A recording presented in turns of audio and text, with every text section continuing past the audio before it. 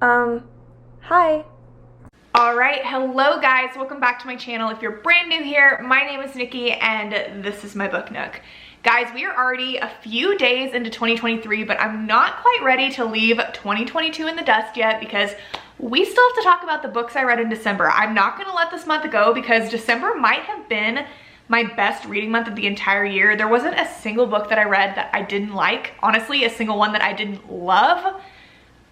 Every single one was at least 4 stars. I think honestly 4.5 stars. Like, it was just such a good time, such a good way to end the year, and I'm super excited to talk to you about all of these books, so let's just get into it. Okay, so the first 2 books that I read in December were the second and third book in the Lovelight Farm series by B.K. Borison, In the Weeds and Mixed Signals. I love these books so much, and I love B.K. Borison so much. I feel like she's my new favorite little indie author over here. I feel like she's like a little secret that I have, and I just want to scream about her to the world because she is so good. I mean, she's definitely gained a lot of popularity recently, especially because it was Christmas time, and the first book in this series is very much Christmassy and gives those vibes. So I've seen so many people talking about her on my Instagram, and that just makes me so happy because I'm obsessed. Like, she is just so good. I honestly think, to me, she's on an equal playing field with Emily Henry. Like, that is just who I think of when I think of B.K. Borison, because she just has that same very like fluffy, cozy writing style. It just feels like you're reading a book that is a Hallmark movie, but in the best way possible. She just has a way with her words. Like, I don't know how else to say it. She has a way of taking the most simple things and just writing them in the most poetic, beautiful, warm, cozy ways, and I just think she deserves way more hype than she has. I think she's going to be one of the big ones one day, but let's talk about these books. If you're not aware of the Lovelight Farm series, basically it follows the people of this very small town called Inglewild in Maryland, and specifically the first 3 books follow these 3 friends that own this Christmas tree farm together. First, you have Stella, who is the main owner of the farm. She controls all the business operations. That's what the first book is about. Her and her little love story. It's a fake dating, friends to lovers situation. And then In the Weeds follows Beckett, who is the farmer basically on the farm. He keeps like all the crops and the trees and the animals and whatnot in order.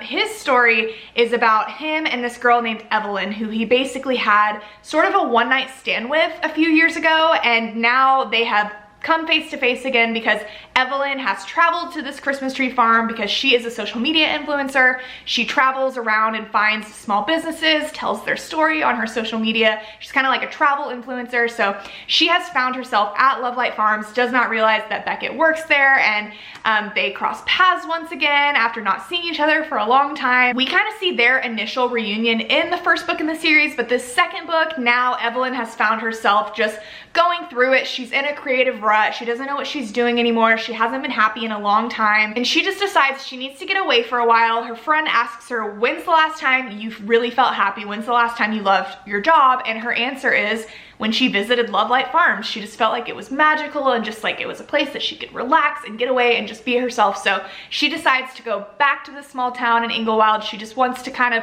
spend some time there. She doesn't necessarily plan to see Beckett, but of course it's a very small town, so they have to run into each other. So now there's a lot of forced proximity going on here because she is staying at the farm and they are, you know, around each other all the time. Beckett is very much our grumpy hero that we love. He keeps to himself. He doesn't really date anybody for a lot of different reasons. He just has a hard time opening up. You know you love that. And then Evelyn herself is very much a free spirit, has focused on her career, hasn't, you know, had time for a relationship. So their story together is just super freaking cute. I loved it so much, and I thought it was for sure gonna be my favorite in the series. I didn't think there was a way it was gonna be topped, but then I read Mixed Signals, and oh my gosh, this book, I need to order the paperback because I just keep thinking about it. It was so good. I love when a series just gets progressively better, like when you love the first book, but then the second and the third book, and as it goes on, it just gets better. And this one I loved so much because it was Layla's story, and Layla is just,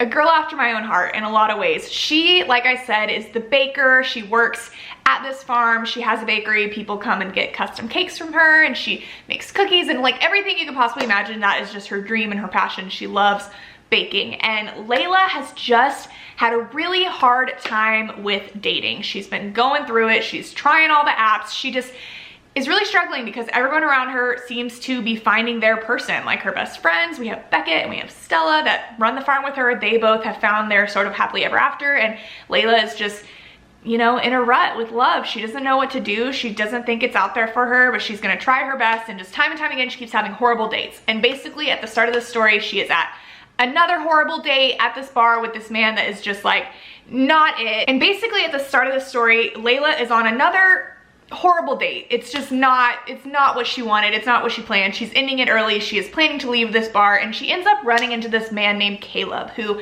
is from their small town. He's worked at the police station, and every single like Monday, Wednesday, Friday for the last several years, he's come into Layla's bakery every single morning, ordered the exact same thing. He orders custom cakes from her all the time. He always is around her, and they've always been friendly, but Layla has never really thought of him as anything more than that. And they end up kind of having a heart-to-heart. He's like, why are you here? What happened? He kind of saw her date going on, and they just talk, and she lets him know that she's had a hard time with dating, and Caleb admits that he also has had a really hard time for dating, kind of for different reasons. Layla just hasn't found the right person, but Caleb himself just feels like he's not very good at dating. He feels like he's too much and that he doesn't know what he's doing. He comes on too strong, and girls just never stay with him. Like, they're always the one to end it. So basically after this sort of heart-to-heart, they agree that it might be a good idea for them to fake date each other and kind of give each other pointers. Caleb wants Layla to understand what she deserves because she's very much willing to settle for the bare minimum, and he does not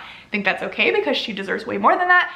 And then Caleb just needs pointers and tips, and he wants Layla's feedback. So they agree for a month to fake date each other. And typically this type of fake dating story is like not really my thing. I don't really love fake dating for practice. Like, I kind of prefer fake dating when it's for the public eye and whenever you're trying to make someone jealous or that various type of reasons. So I didn't think I was gonna love this story, but oh my God, I loved it so much. Caleb is such a sweetheart, and this book got like a little bit spicy, and by the end, like, I was just smiling so hard my cheeks hurt, and the cover is just so freaking cute. This entire book series, the covers are designed by Ink and Laurel, Sam Palencia. She is my freaking hero. She is designing my next book cover, and so anything by her, anything that she designs, I have made a decision that I'm gonna read this year. So this series is just so good. There's gonna be more books to come, apparently. I don't know when they're coming out, but I had a lot of fun reading the second and third book, and Mixed Signals was just so good. Okay, and then next I read Forever Never by Lucy Score. I was looking for a winter read. I came across this. It's got trees on the cover, and you just know that is right up my alley. Slap a tree on a book and Nikki's gonna read it. Big fan of trees. Anyways, this story follows this girl named Remy and this guy named Brick. They are from this really small town. Actually, to be specific, it is an island. It is called Mackinac Island. It is off the state of Michigan.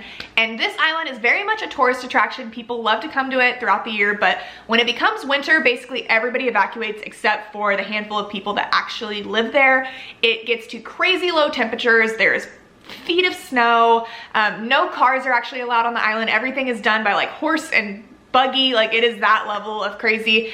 But the two of them have had a very tumultuous relationship throughout their lives. They, you know, have always been around each other. Brick has always been much older than Remy, not much older, but I think like 6 or 7 years, to that point where, you know, when she was in high school, he definitely was already graduated, and they've always been friends. They've always been around each other. Remy has always been in love with Brick, enamored with Brick, has had the biggest crush on him for the longest time, and Brick always kind of saw her as a little kid until obviously they got a little older and she started to grow up, but still there were always things in the way for both of them. It was always like kind of right person, wrong time. Maybe, you know, the age gap was there. It just would never work. Like, it wasn't allowed to work. At some point, Remy was actually dating Brick's brother. They were best friends and then started to date. So then it was like, okay, she's off limits. And then Brick actually started to date Remy's best friend. So it just, lots of things were always standing in their way. And as much as the two of them always were very much attracted to each other, nothing ever happened. So it's created this very long built up tension, which I just love. Obviously, who doesn't?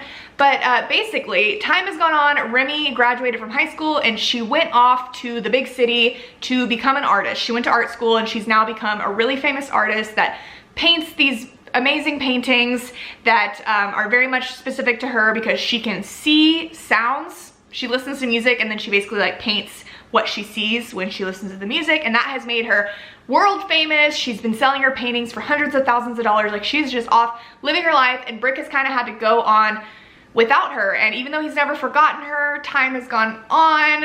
It's gotten a little bit easier, but she's always in the back of his mind. You know how it goes.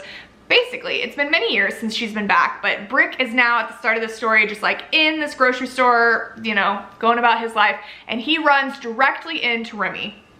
It turns out she is back on the island with no explanation, all of a sudden in the middle of winter, which is not normal. People don't normally come back in the middle of winter. And so now they have crossed paths once again. There's a lot of history between them, a lot of tension. Remy is obviously keeping things from Brick, not telling him the full story. He doesn't understand why she's just randomly come back, and their angst, their tension, all of that is just picking up right where it left off. And this was a really good story. I very much compare Lucy Score to Mariana Zapata in her way of writing, because she is just real good at that slow burn romance. Lucy Score is definitely, to me, a lot spicier than Mariana Zapata is. Like, once you actually get to where you're going, you are never dissatisfied. I mean, I'm never dissatisfied with Mariana Zapata either. I would never slander my slow burn queen, but Lucy Score's books are a lot spicier. It takes forever for the two to actually, you know, give in to anything, look at each other, brush up against each other. Like, you are hanging on the edge of your seat for all those little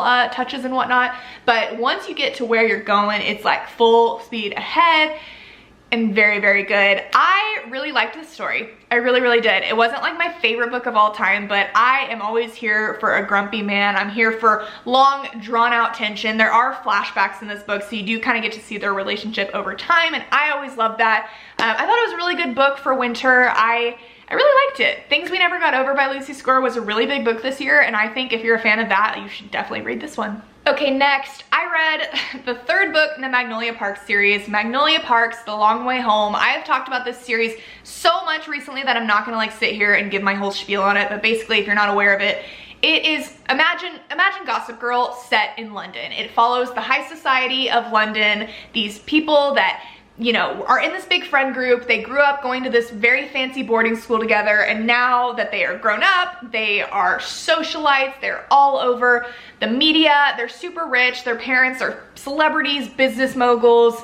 Some of them are involved in like more crime-like things, but it's just very much a group of very rich young adults that are spending all their time together. And there's so much drama between this friend group. Lots of things going on. It is just not like anything I've ever read before. I'm so obsessed with this series, and this book was insane. Like, next level. I've never been on such an emotional roller coaster. I finished it with my jaw on the floor. Like, I just adore this series, and I need to make an entire video on this one because I've made a video about the first two books, so I will do that very, very soon. I won't go on about it here, but the Magnolia Parks universe, seriously, if you are a fan of Gossip Girl, like I said, you need to check it out because it's just about my favorite thing ever. Okay, next, I read a couple of books to really get me into the Christmas spirit before I went home for the holidays. So the first one was The Plight Before Christmas by Kate Stewart. If that name sounds familiar, she is the author of the Ravenhood series, and I just have to say, I liked the Ravenhood series, but this book I adored. I'm like, okay, I need to go check out Kate Stewart's other books because clearly she's top tier. She knows what she's doing. This book was so freaking good. Like, I know it's past Christmas, but I'm telling you, go ahead, save a note for yourself. Next holiday season, if there is any Christmas book I recommend reading, it is this one. Like, it could not have been more perfect. It was a great just romance. It was a great story, but when it comes to Christmas, to me, Christmas is home for the holidays. It is family drama. Like, there's just a lot involved in Christmas and a lot involved in this story, and I just felt like it was kind of the perfect mixture of everything. I just loved it. So this story follows this woman named Whitney, and Whitney is in her late 30s. She just has been focused on her career. She's that typical sort of woman in these romance stories that we really love, you know. She hasn't had the best luck with relationships, and she just has kind of decided that she is probably not going to get married, probably not going to have kids. As much as she loves the idea of it, it's probably just not in the cards for her. She's just been really laser focused on her career, working crazy hours. She loves her nieces and nephews to death, but it's just probably not in the cards for her to be a mother, and she's accepted that. And so basically, after working a very hard work season, she is ready to go home for the holidays. She's ready to travel home and spend time with her family, her brother, her sister, their spouses, their kids, and her mom and dad. So we see Whitney make this trip home. Really just everything is going wrong for her. She's just been, you know, snubbed for a promotion she was supposed to get. Her car is breaking down. Like, just things are, it's not a great time, but she's trying to set that all aside and focus on the holidays, focus on spending time with her family, and everything seems like it's gonna be okay until she learns that her brother is actually bringing home his coworker for the holidays because he doesn't have any family, he doesn't have anywhere to go, and he just couldn't stand the thought of him being alone on Christmas. So Whitney thinks this is a little weird, but she's like, okay, whatever, you know, we can welcome him in, it'll be fine. But she is absolutely floored whenever she comes face to face with her brother's co-worker and realizes it is none other than this man named Eli, who essentially was Whitney's first love. They dated in college. He was, you know, the first person she fell in love with, and their relationship, you know, lasted for nearly a year, but it fell apart in a very messy way that has left Whitney honestly heartbroken since. And now here she is stuck in a house with him for the holiday season with her family, and all the things that you can imagine ensue. I mean, this story, the romance in it, the angst and tension between Whitney and Eli was so good. We get so many flashbacks in this story. It is a dual point of view book, so we do see Whitney's perspective and Eli's perspective. We do jump back to the past. We see when they first met. We see their relationship kind of, you know, bloom and flourish, and the things that they go through when they first get together. So you get all of that, and then you see the present day tension, and you're kind of leading up to what ultimately made the two separate, which, if you guys know me, that is like my shit. I love that so much. I love time jumps. I love the present day, what is going on here, what happened between these two, and trying to figure it out, and us just like slowly getting spoon-fed all the different pieces. So that alone was great. But aside from that, this book was just the perfect story about family. Like, there are just so many different things happening within this family, so much drama between the siblings, between their spouses, between the parents and the kids, and it just was so raw and real. Like, every possible friendship, relationship, marital problem slash issue that is so common and, again, raw and real that could happen comes up in this story, and it was so good. I just loved it so much. It just gave me all of the warm and fuzzies. It just felt like such a true, honest Christmas that could happen. I mean, obviously the story's a little bit crazy, like the ex getting brought home for the holidays, all of that, but everything else, I just felt like it was a story that you could insert yourself in, and everybody can kind of see their family members and their lives and things that they've been through within this story. Like, again, I just think it was the most perfect holiday read ever, and totally recommend it. Okay, next, another holiday read that I loved so much, and another indie author that I'm so glad I found. I've already read her other books since reading this one because I loved it that much. It is Baggage Claim by Juliana Smith. This story was just such a cute concept, and it was a fake dating book, which we just know that's one of my favorite tropes of all time. Pretty much say fake dating and I'm gonna read it, but this one was just done so well. Basically, this story follows this girl named Olive that is going home again to visit her family for the holidays. It is very much, you know, your typical holiday romance.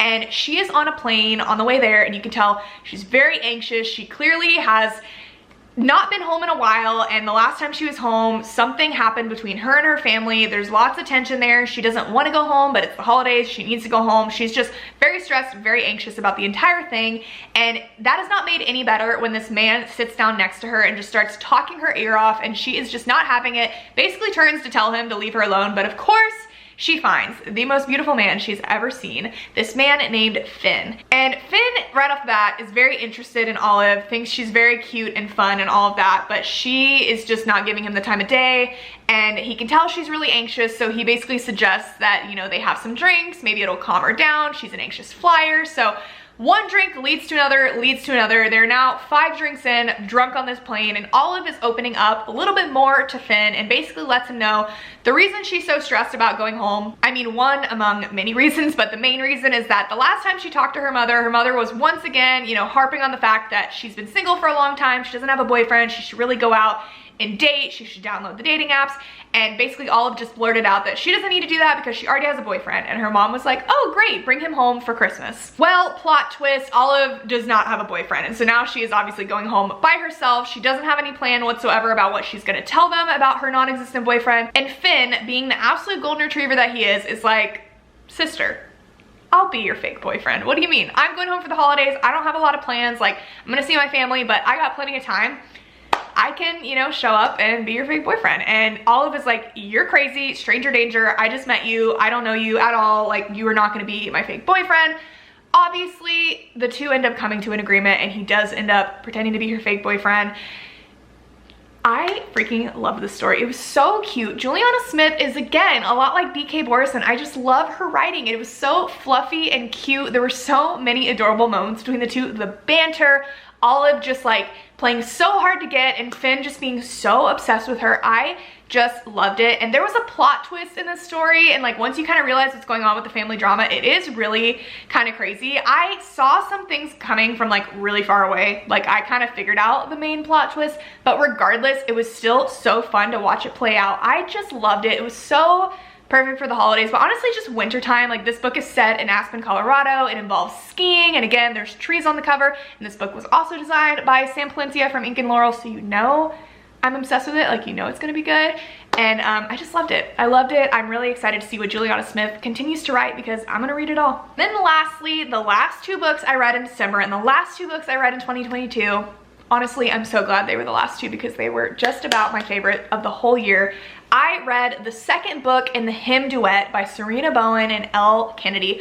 I have talked about Him so much on my TikTok, on here. I have raved about it. Him was basically my favorite book of the entire year. It follows these two boys. It is an MM romance, and it is a friends to strangers to lovers romance, which I've said 10 times in this video alone is one of my favorite tropes ever. Basically, the story follows this boy named Wes and this other boy named Jamie that grew up together going to this super elite hockey camp. And the two of them were the best of friends. They would be roommates every single summer. They'd play hockey all day, hang out all night. They would keep in touch throughout the year, send each other, you know, presents back and forth. Like, there's so much between their friendship. Like, they were just so close, the absolute best of friends, until one night, their last year of hockey camp, the two of them got drunk, things got a little bit weird. The two of them had not talked in years until they were finally forced to reunite to coach together at this same hockey camp.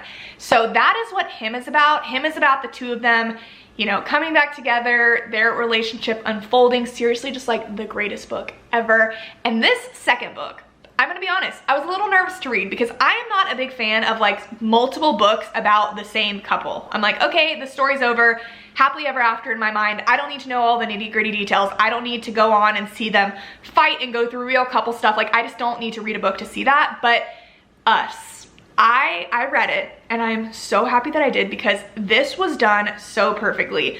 Wes and Jamie's relationship is very different. It's very complicated because it is a gay relationship between two men, and you know, they obviously get together at the end of Him, like that. It's a romance book, like that's not a spoiler alert.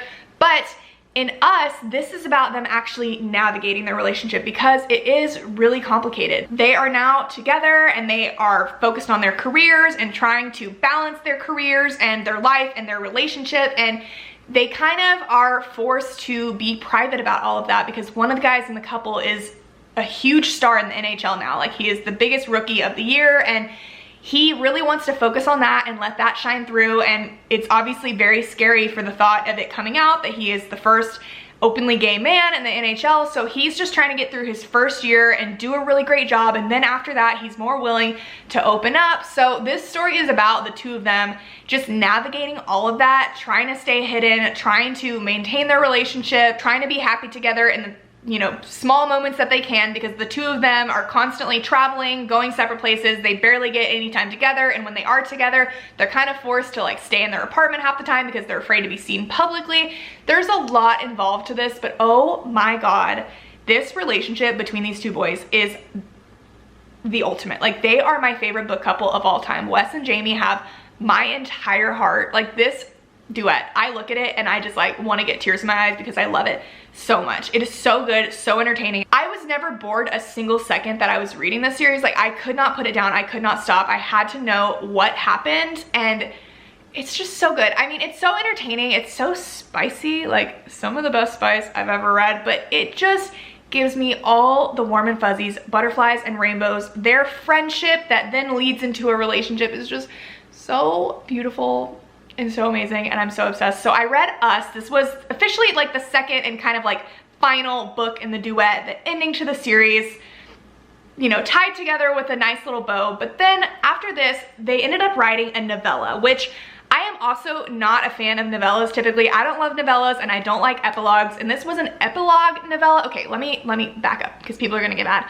I like epilogues, but again, typically for me, I like when the story ends and it's like, okay, happily ever after. Like, I don't need to continue to read an epilogue to see the like 10 years in the future, blah, blah, blah, they got married, they had a kid, whatever. I typically am just like, okay, I'm over it. And that's kind of a hot take, I know. I know a lot of people love epilogues. They're like, ah, so cute. I just like don't love them. So I especially don't love epilogue novels typically, epilogue novellas. I just like skip them because I'm like, I don't need to know. It's okay. Like I can just imagine it in my head. But this epilogue novella, it was called Epic. It is so cute and so perfect. It's not what you think it's gonna be. Like it didn't really cause unnecessary drama in their relationship. Like there is something to it. There is something going on, something again that they need to navigate together, but it just made my heart explode. It was so perfect. I didn't stop smiling. It was a super quick read. I think it was less than 100 pages. It was maybe like 85 pages. I don't know. I read it so quickly in one sitting, and it was just the perfect way to end this story. I was just so happy. I never want to let this couple go. I'm so obsessed with them, and I do know there's kind of like a spin-off series of this world that does include these guys a little bit, so I do want to go on to read that sometime in the new year. But him, Us, Epic just have my whole entire heart, and I'm so obsessed with it. And if you are into hockey romance, or even if you're not, seriously, if you're into MM romance, if you want to try either one of those things, this is the series for you because it is just perfection. But anyways, guys, that is it. Those are all the books that I read in December. It seriously was such a great reading month. I am just like in whatever the opposite is of a reading slump right now. I am on like a reading rampage. There are so many books that I want to read right now, so many things that I'm excited to read. It's been 3 days into the new year and I've already read 3 books. Like I just can't stop, and I'm so excited to continue to talk to you guys about books this year. There's just so many exciting things to come. If you read any of these books, I'd love to hear all your comments down below. If you read any other books in December that you absolutely loved, leave them down below as well and I will add them to my list. But yeah, thank you guys so much for watching, and I'll talk to you very soon. Bye.